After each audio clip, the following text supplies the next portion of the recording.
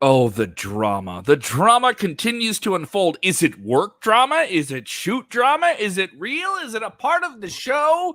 Maxwell Jacob Freeman continues to stir the proverbial internet pot about his future in All Elite Wrestling. And how much does WWE want him? So much so is he just teasing that it's happening.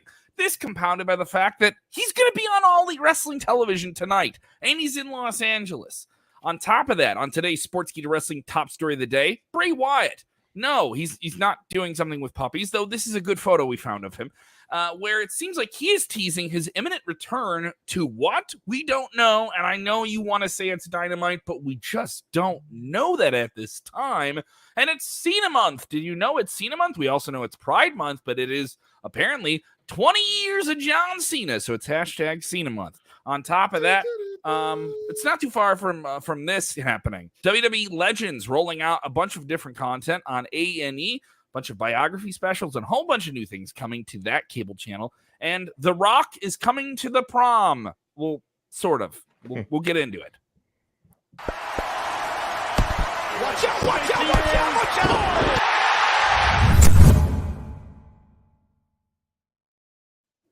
Watch out! Watch out! There you go. Beautiful, beautiful. Yeah. Let's get right into it. If you're with us for the first time, don't make it the last time. Subscribe to Sportskeeda Wrestling now. 30,000 strong. Thank you. I think somebody bailed because it says 29.9 right now.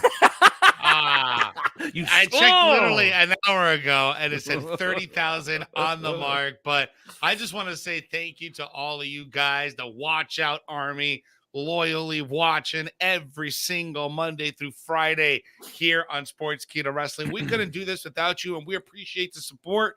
So smash that like button right now wherever you're watching. If you're watching on YouTube, Twitch, Facebook, we appreciate the love. Show the love by sounding off in the comments and throwing up those likes emojis. All right, yeah, definitely get involved in it. Thank you guys for watching on YouTube. Of course, plenty of people joining us on Facebook. Make sure those notifications are on, by the way, so you know exactly when we go live.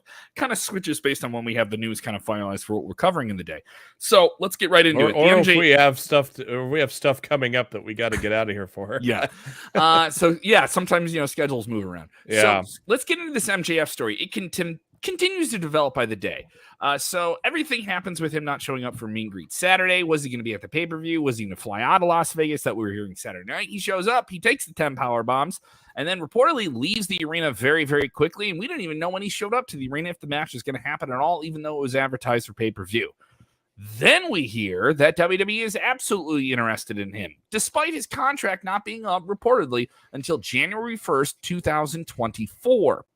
So we have him currently under a deal. We also get reports that the things he's upset about seem to have a little bit more merit and backing in him, as he's not being compensated than some mid-carders in AEW, even though he's certainly featured like a main event star or a top tier star, and he's not paid like one. So it certainly is an interesting thing as things evolve here. Apparently he had a meeting of some kind with AEW president Tony Khan within either the next 24 hours or the past 24 hours. He was in Los Angeles, and then today AEW advertising him to appear on AEW Dynamite tonight, despite being stretchered out of the pay-per-view, where a lot of us thought that's the way they can write him off television until they can figure this thing out. So that is what is going on with him. And then it gets compounded a little bit more by his behavior on the internet, right? Well, maybe it's just because MJF is mid himself. How about that? Everything about that. Oh, now you're getting angry. You're mad. Did you get mad? You got hustled and bamboozled this week by him? I never thought I was hustled. I thought it was do you watch the show, Kevin? I've been saying it's a work all along. You know what I'm saying. Calm down. All of wrestling is a work. Everyone's like, oh, you didn't get worked. Shut up. So his latest Twitter activity continues to tease WWE by sharing all sorts of articles and things like that, continuing to tease that he's leaving the company, even though he can't really do it until a year and a half from now.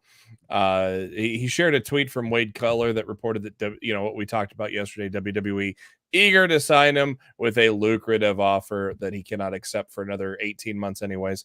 But yeah, so he was basically just kind of retweeting some news about the WWE interest. And oh, look, it was announced by AEW tonight that the one and only MJF, we're going to hear from him tonight on Dynamite. So there's no writing him off or anything like that. We're going to hear from him and see what kind of things he has to say. It'll be interesting to see. And of course, people starting to file in, people that may work in LA, things like that. We have a new stage, so that's been released for AEW. So that's something to look forward to tonight, a new stage setup. And also one CJ Perry tweeting out about an hour and a half ago, suddenly went to go see AEW tonight for some reason. So there just so happens to be an open challenge that is laid out by Johnny Elite. Signed an open contract to fight anyone in AEW. So, and he's still not signed with them. No.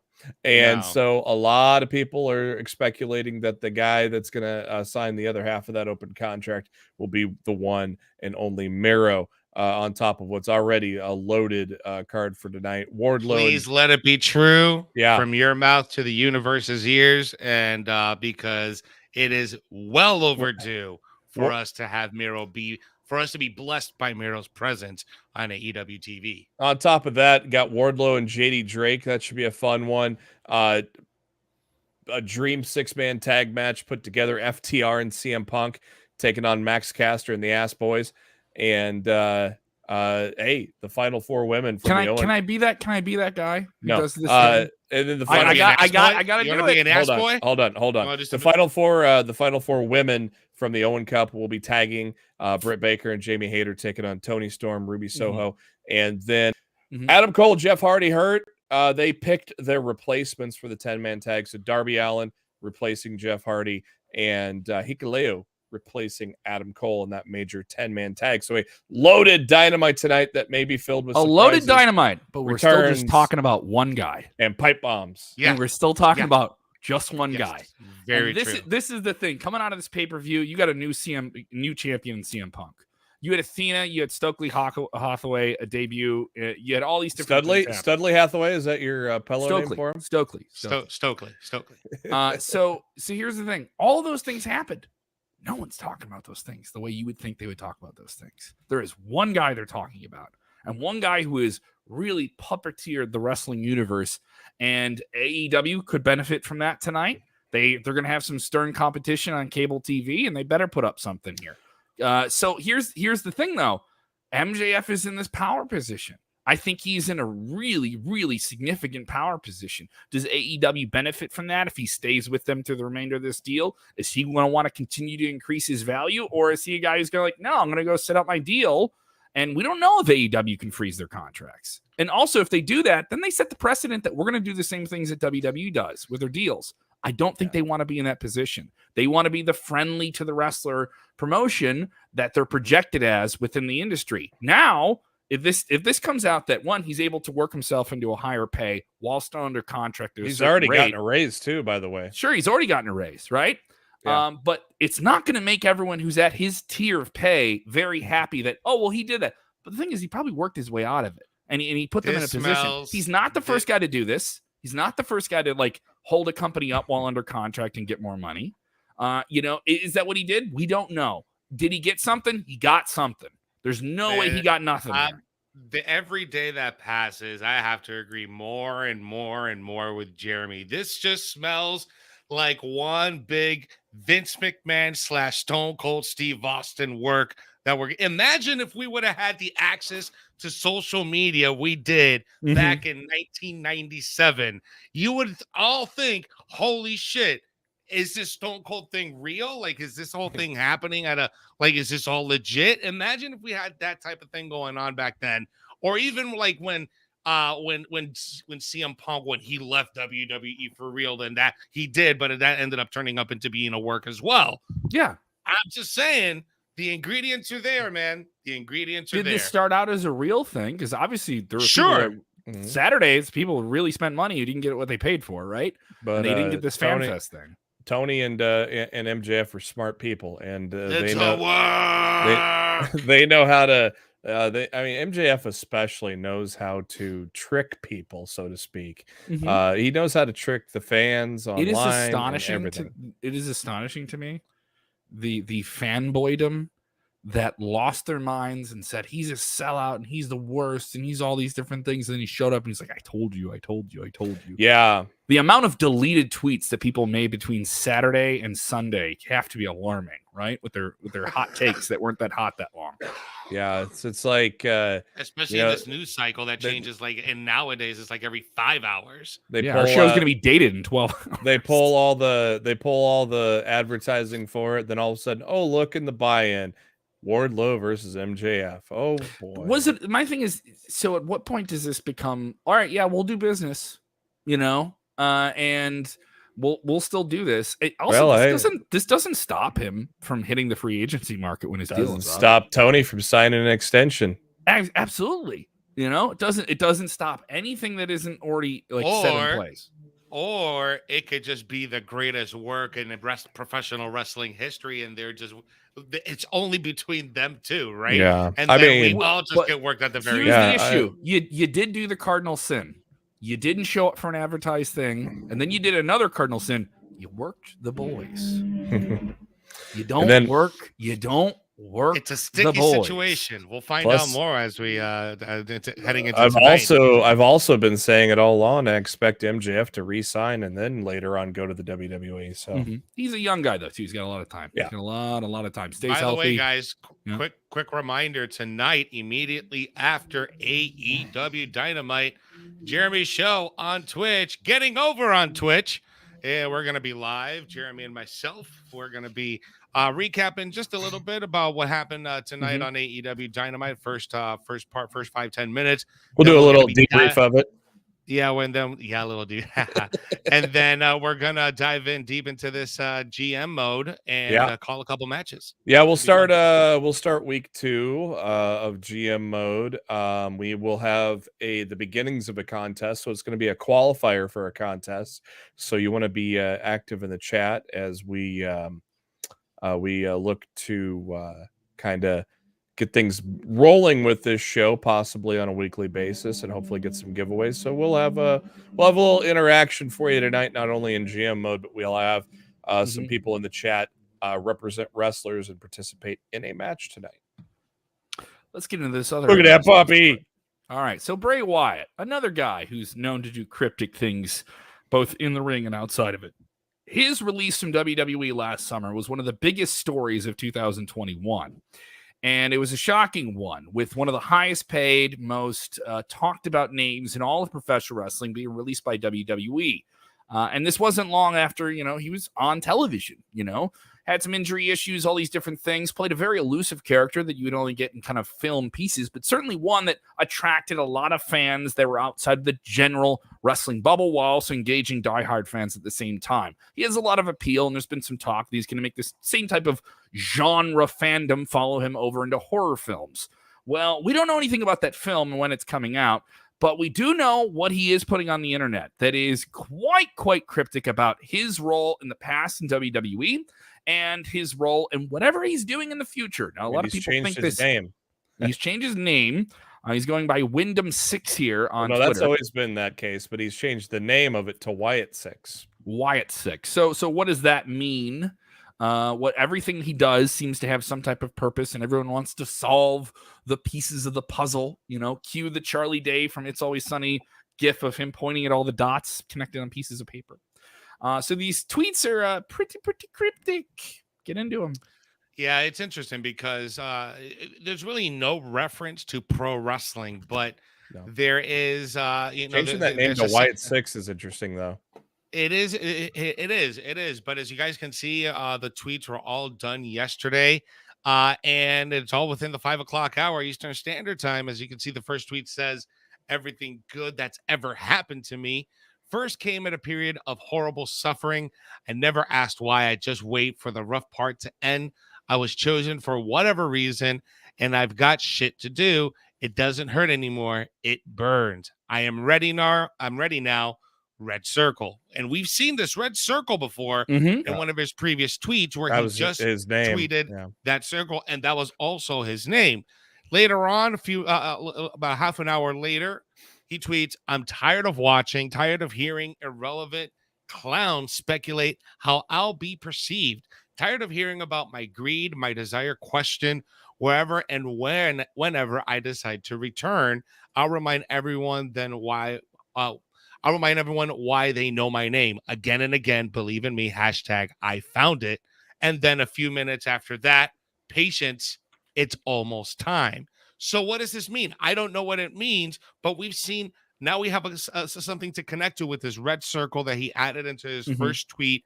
Now he adds in whenever I decide to return to what? The only thing that he will be returning to will be professional wrestling. So that's why a lot of the news media outlets decided to pick this story up, because even though it's cryptic, at the same time, if you look between the red lines, maybe he's telling us something. Maybe he is coming back to pro wrestling. Yeah, I didn't even notice on those tweets that he had changed his name to Wyatt Six until just now. So that is really the interesting part of that. And of course, he could be just playing everybody, much like MJF is doing. Well, Wyatt six. It's the 6 months of the year. I don't know. I don't know. You're not the only Exactly. person. You're not the only person saying. We have other people. Exactly. Trying Wyatt is a trademarked name of There's WWE. 6 letters and there's 6 letters in Wyatt. No, there's I think 5. yeah. No, No, there's 5. 5. No, sorry. It is worth noting other puzzle pieces that have been put together, and I'm I'm just saying. this Like one's less of a Wyatt, reach. dude, This one's could less be. of a reach. Obviously, everyone's like thinking big AEW. We're on live before Or Hell in a Dynamite. Cell. Yeah, Hell in a Cell is this Sunday, right? Hell in a Cell that's a huge show that he has He a lot of could connection attack to. Cody. Be What? nuts. Now so he shows That up. would be insane. That'd be crazy.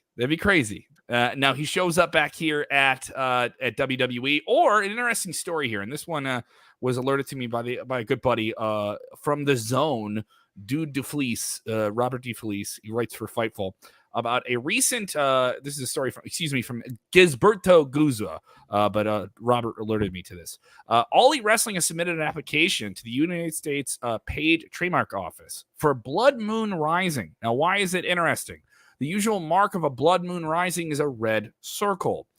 You can connect that with all of the different things that he has been putting on his social media with I'm ready now, a red circle, a blood moon rising, which is a symbolic symbol for rebirth. Not only that, but we just had a blood moon 2 weeks ago. Yeah. Yes. And if anything in AEW needs a kick in the ass, it's the Dark Order. And if anybody could replace Brody Lee, it would be Wyndham. There's a very short list of people that could lead the Dark Order. Now, there is rumors that the Dark Order is disbanding and whatnot. I don't know if that's true or not. Anna Jay's still doing the pose. Silver and Reynolds are still together. You still have Uno. You still have 10. You still have Alan Angels. So, but they haven't really had anything meaningful going on in quite some time. And so one of the few guys that you could accept, it's hard to replace Brody Lee, but Wyndham is a guy that you could accept as a guy. Plus, it's been long enough as well. So I think it would be something that the wrestling world would accept if he took over the Dark Order, maybe reform them into something like this, or just lead a whole new group of men. But I don't know. My thought was more towards WWE than AEW, but hey, that's what the fun of it is. We got tonight and we got Sunday, so we may know more by then. We may not know jack shit. I know. We may be just like Kevin said. We might be. It's a very small reach, but it is a reach yet indeed. Because why would he switch his name back to Wyatt Six? Yeah. That's a WWE name. That's not his name. Yeah. Why would he do that? And why would he put whenever I decide to return? Maybe what's a bigger platform to be on to promote a film project? AEW television or WWE television? Well, where's that film project at? And we don't know. Like we don't know what this thing is. Well, we it's don't know outside. where, It's out.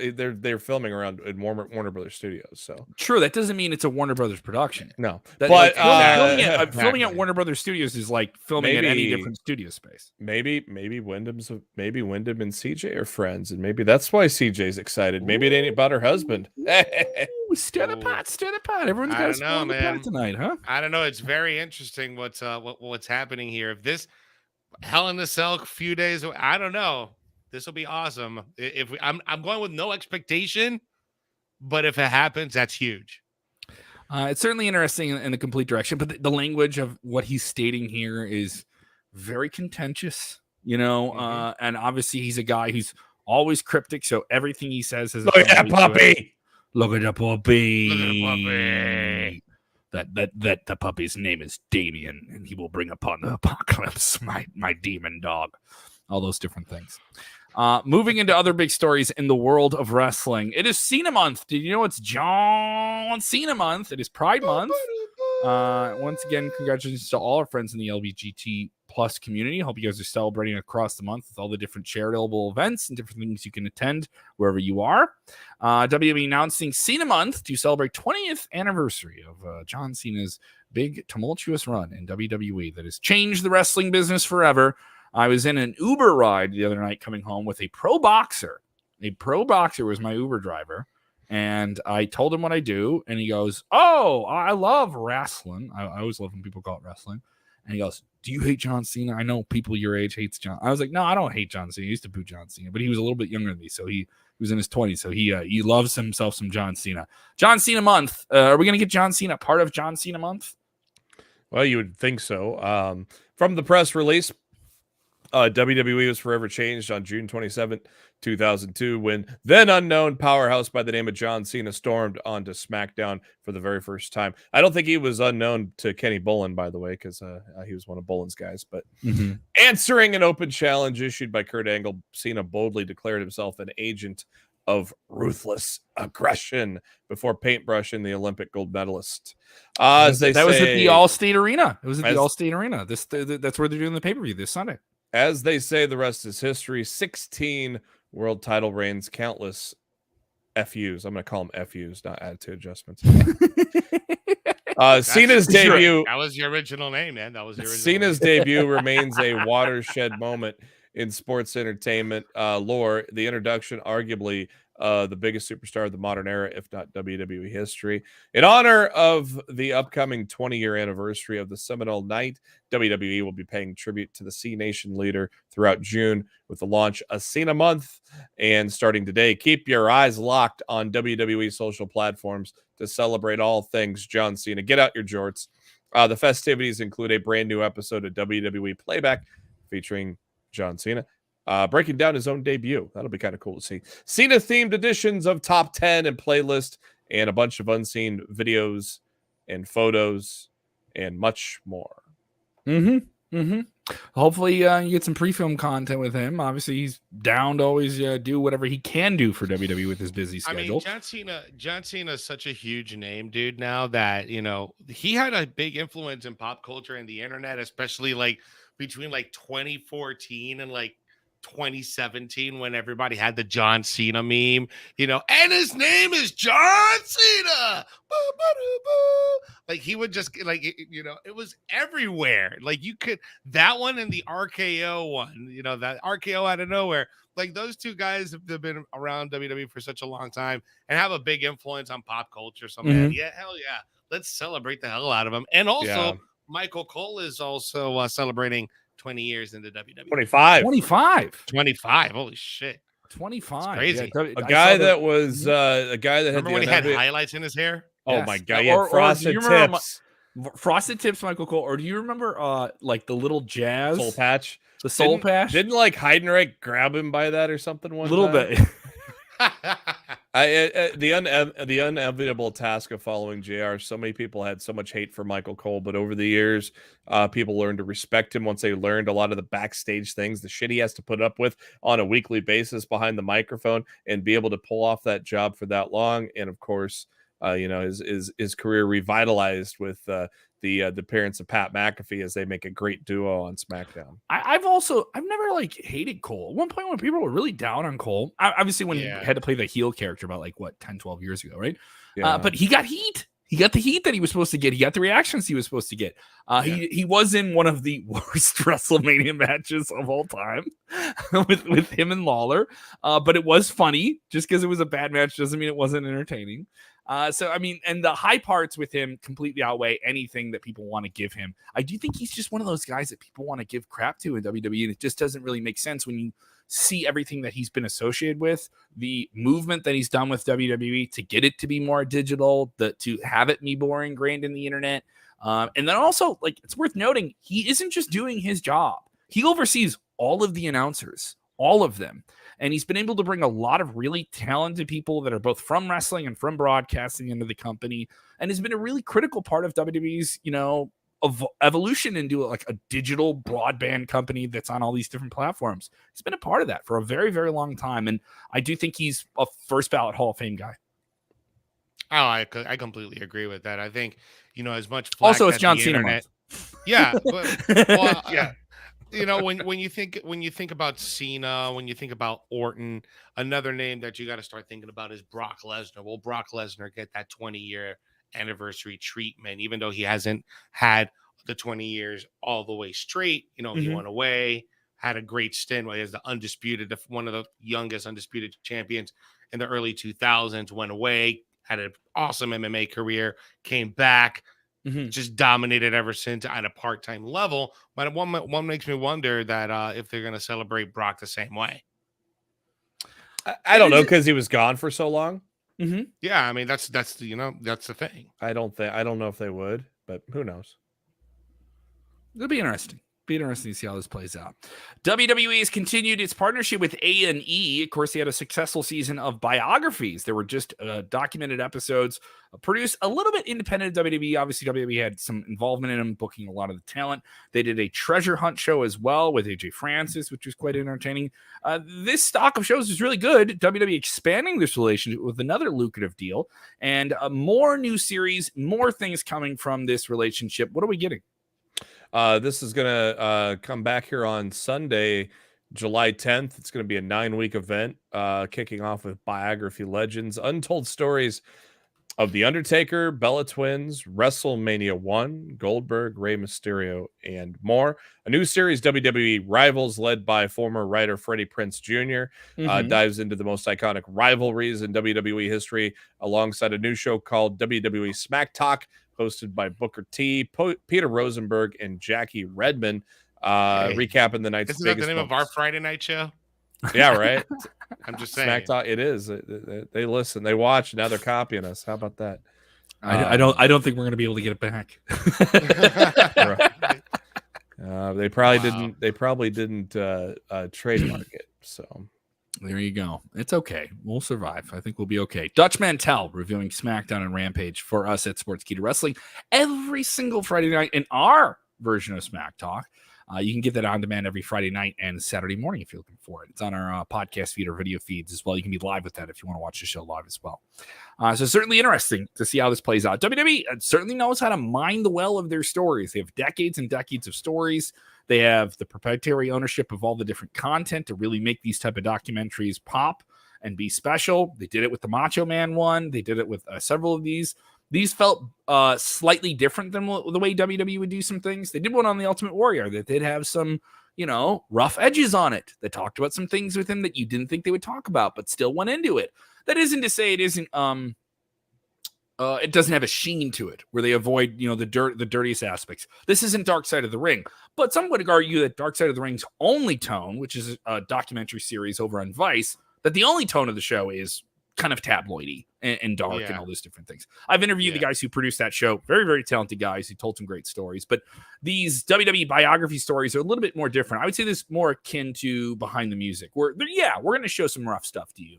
People are going to be a little bit harder. And WWE doesn't shy away from that. When you actually look at it, when they do documentaries, they actually do get into that stuff. Yeah, I also think that, as the fan base have grown and have had a little bit of a peek to the backstage area and understanding how the business works, from a storytelling standpoint. A lot of the people that watched people like this, like Booker T, like Stone Cold Steve Austin, like like Mankind and Ultimate Warrior. These are people that a lot of us, like for me, I grew up watching and idolized these guys. And now that I have an understanding of how this business works, I want to know what else happened back there. What other stories that we don't know about besides everything that's been told to us from a documentary standpoint on either be on the network or on Peacock or wherever it is. This will give us a fresh take if they are going to be telling stories that we don't already know about, right? Yeah, and it is worth noting a lot of these are guys have covered in their own in-house documentaries, their own different types of projects, but you're doing this with A&E. You're doing this with a completely new studio that wants to touch on that stuff. So what's the balance for a diehard fan or a casual fan that comes in and out and just watches what they want and has their favorites, right? Whereas guys like us, where we consume everything, we watch everything they do, all the different stuff. Yeah, it's interesting to see like what a casual fan does on these outliers. Do they tune in or do they just tune in Monday and that's it? Great question. Great. I mean, that is a good question. And sometimes these are things that I hear more about from outlier casual fans, and then I hear they ask me about the Rumble and the big ones, or I have plenty of people ask me about Hell in a Cell because it's in my town. Like, hey, do you have tickets and stuff like that? Or, hey, I'm going with someone and I haven't gone. Hey, to you're the wrestling guy. time. Can you get me tickets? Yeah, hook me up, man. Oh, I have people. I've had people ask me. Happens to me all the time. Yeah. Hook a brother up. Let's get into this story. This is a little bit fun. We have Jose's highlight of the day. Yes, man. My highlight. I haven't brought a highlight of the day in a few weeks because we've been so busy. With this MJF and Sasha and Naomi. We've had lowlights. We haven't had highlights. But this is the cutest and most adorable story ever, guys. So this girl, who is a high school senior, had her prom over the weekend, and she didn't have a date and decided to take a printout or a cutout, a life-size cutout of Dwayne "The Rock" Johnson and post her prom picture with the cutout. And this is absolutely awesome. And the fun thing about this is that The Rock responded to this young lady on social media. This was absolutely hilarious. Just because, it's like, if nowadays when you look at a story like this, you're like, oh my God, this girl, she's such a loser. No, but I think this is absolutely awesome for the simple fact that when The Rock responded, he said, quote, "It was absolutely my honor at Smiles Sweet Raccoon. And you were the best prom date ever. Great to meet your family and friends too. P.S. I'm super happy you posted this. Have the best summer, DJ." That baby's got over 3 million likes too on Instagram. So, and I'm sorry, I know what the internet looks like. You get that type of attention. You get this is absolutely awesome. You get a kiss blown to you through the internet. Come on, man. If that had to make her world. That had to make her world. Absolutely. And definitely. This is great. Any this fan, is some fan, absolutely. Any fan of any entertainer, whether it's anything like that, especially in this day and age with social media, gets that type of endorsement. It's got to make you feel really good. And that's just a fun story. It's fun, it's lighthearted, and who doesn't like The Rock? Who doesn't love The Rock? Everybody loves this guy. If you hate The Rock, you must have some serious issues internally that you have to deal with at a personal, deep level. So I'm just saying, this is great. This is great for her. This is great for wrestling, for everyone. So yeah, I just thought I'd bring that to light. Thank you to all the new people checking out the show. We have a couple of people joining us for the first time. Don't make it the last time, guys. We're here every single weekday. And of course, you can check out Vince Russo recording his takes on Monday Night Raw every Monday night. We have Unfiltered with a different guest every week.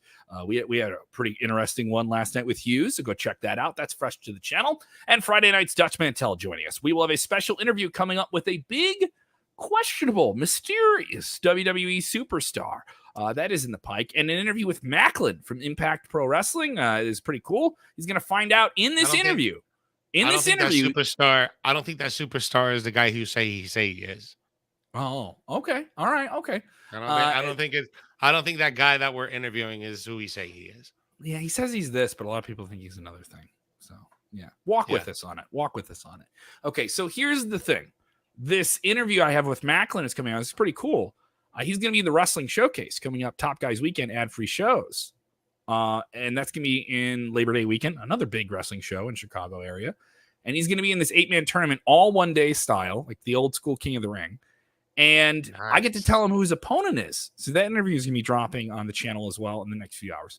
Thank you guys so much, the new subscribers for us on YouTube. Don't make it the last time. If you guys like our stuff, go check out our side channel where we do these kind of like short form, tightly produced videos, top fives, deep dives, and editorial type topics. That's called Wrestle Binge. Search Wrestle Binge by Swartzkita. You can find that out as well. And then you can follow me on the Twitter machine at Kev Kellam, KevKellam, KEVKELLAM. You can go to my website and watch my comedy clips at kevinkellam.com. You can follow Jose G on the Instagram and the Twitter. And is it the same on the TikTok? It's the same on the TikTok. There you go. You doing hand dances for me? At Jose_G_official and Jeremy Bennett at JB Huskers. He's priming up for some NBA finals. I know you're pumped for it. Yep. I saw your Tomorrow night, baby. Who do you got? Who do you got? Who you got? I got my team. Okay. You're staying with your Celtics? Hell yeah. What do you think? Celtics in 6? What are you saying? Let's go to the distance. I don't know. Probably All 6. It's yeah. it's Celtics and Warriors, right? Is anyone getting hit with a chair? I got the Warriors. I got the Warriors on this one. And once again, as we say all the time, when watching wrestling, just sometimes just step away from your phone a little bit. Calm down. I know you got a hot take. It'll still be hot when you put it out there. Okay. Take a deep breath. Take a deep breath. Doesn't matter if you got work or someone was doing a shoot. You can just do what? You gotta enjoy wrestling, guys. Just enjoy it. Yeah. Tune into Twitch after Dynamite. Boom. Pre. Boom. Pre. Watch out! Watch